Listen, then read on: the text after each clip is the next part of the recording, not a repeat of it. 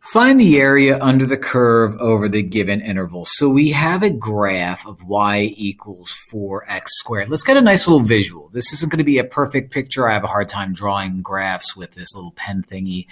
But 4 over x squared looks, give or take, something like this. Give or take. Now, what it's asking me to do is let's find the area under the curve between -2 and -1. It wants this area right here.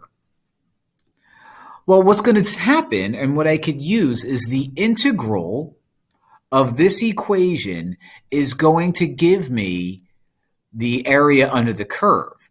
I'm going to use -2 and -1 as my limits of integration to help me find this area.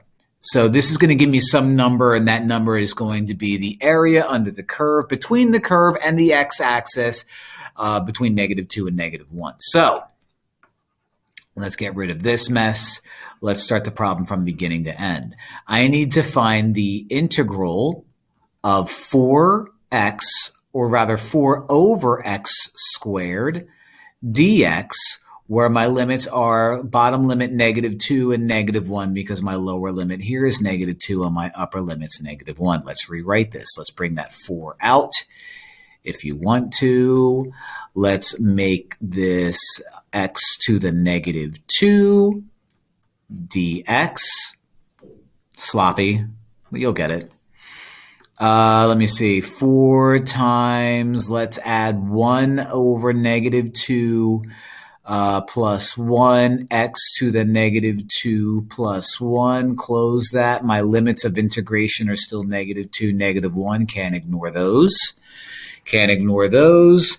So we got 1 over -2 plus 1, which is 1 over -1, which is -1, and -1 times 4 is -4, x to the -2 plus 1, which is -1. Limits are -1 and -2. And let's just rewrite this out one more time before I use the fundamental theorem of calculus as -4 over x, limits being -1 and -2.